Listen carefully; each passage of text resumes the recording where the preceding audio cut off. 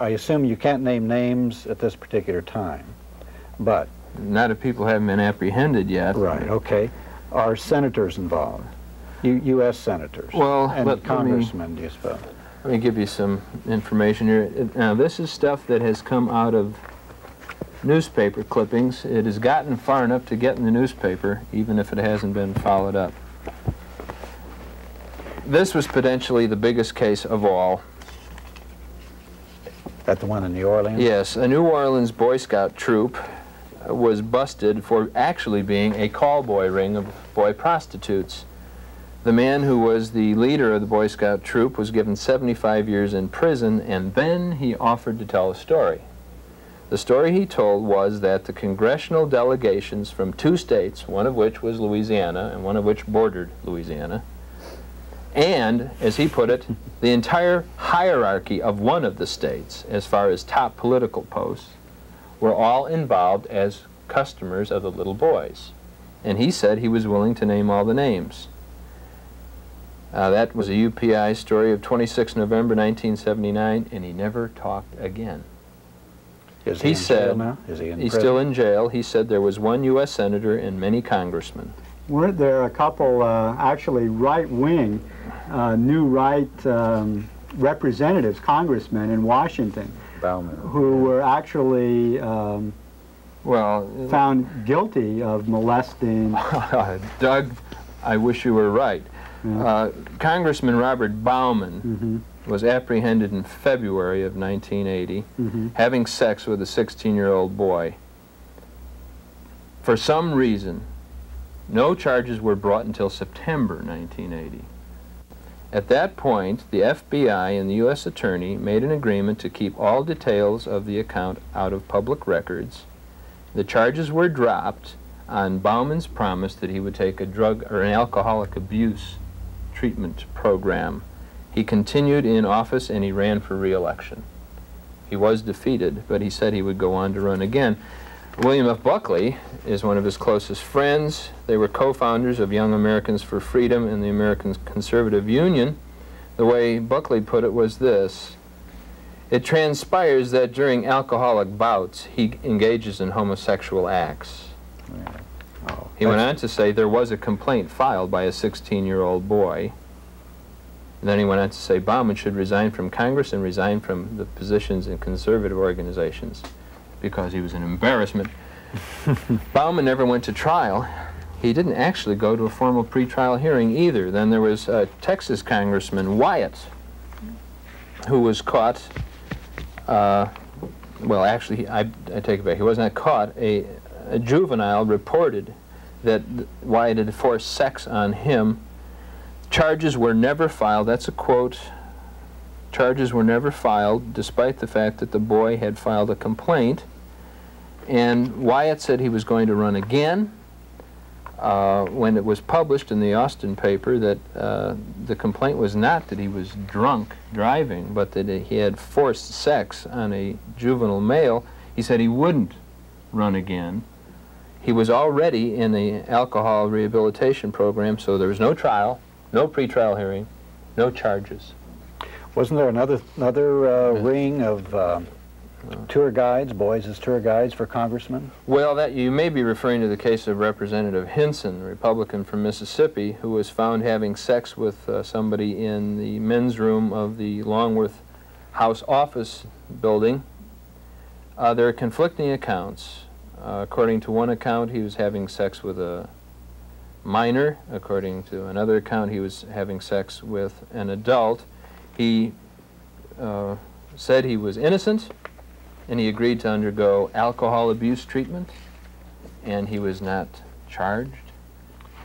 Well, there was some the charges were dropped. Well, what was the story about the young boys being tour guides for the Capitol? And this was also part of a little boy sex ring, and also some of it resulted in campaign contributions. I read that in an article. That has to do with the state of Texas, as a matter of fact. Texas.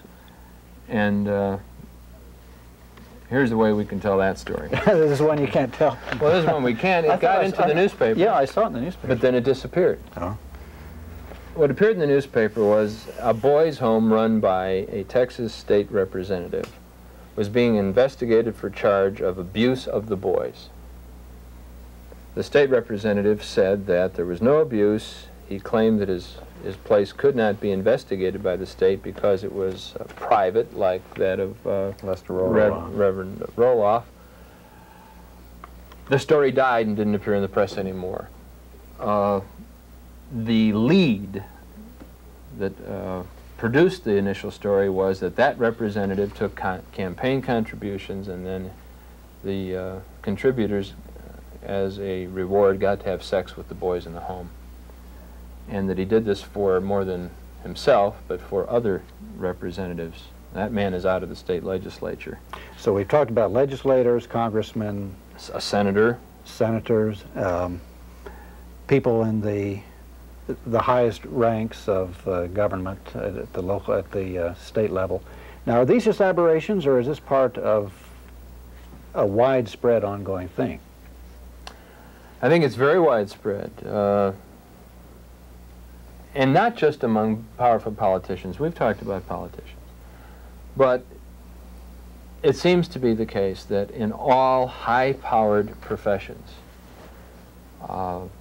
Corporations now we're talking about too. corporations, medicine, law, even the university, not necessarily professions with bloated salaries, but prestige, some power, influence, and above all, pressure.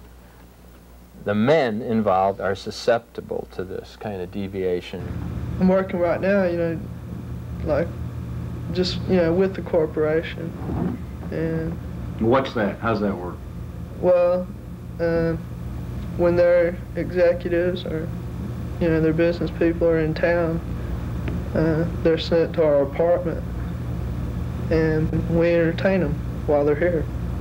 Okay, what's that entertainment usually involve? What do they usually demand, or what do they want? Well, it's all kinds of sex and perversions. There's no two alike. I've decided that.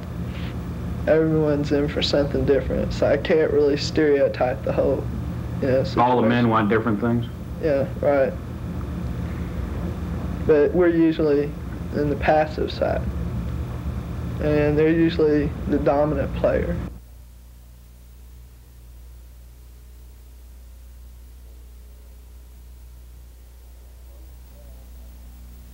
He was a real old man, How old a man? like about in his 60s, 70s. What does he do at Grady Hospital? He's one of them people that operates on people, He's a what? a doctor. We've talked about those men who have achieved power, and also among those men who wanted it but didn't get it. Men like poor Gacy in Chicago, who killed at least 33 boys. He was not a well-to-do man, but he was a joiner. He paid high dues to join men's clubs. He paid $1,000 to join the President's Club so he could have dinner with Jimmy Carter. Instead, he had dinner with Mrs. Carter and had his picture taken with her. He was an upward striver. He killed at least 33 boys. He offered in his defense that he could not identify any of the 33 boys by face or by name because he had had sex with 1,500 different boys in the previous 5 years, 300 different kids a year, and most of them, as he said, were prostitutes. He didn't snatch them off the street. He went out and bought their services, and then he coerced them, as this lawyer in Washington says no one ever does. He made them captives and he killed them. What about women in positions of power in government? You don't find women involved in this? Well, you don't find many women involved in positions of power in the American Maybe that system. explains what appears to be the fact. Women don't do this to little girls. Heterosexual women, homosexual women don't do this to little girls. Or little boys? Or little boys. I mean, it happens, but it's not common, it's not ordinary, it's not a phenomenon. It isn't a threat. If you have a little girl and you have an adult female friend, you needn't have any apprehension. But if you have little kids who are boys, they are in more danger than the little girls today.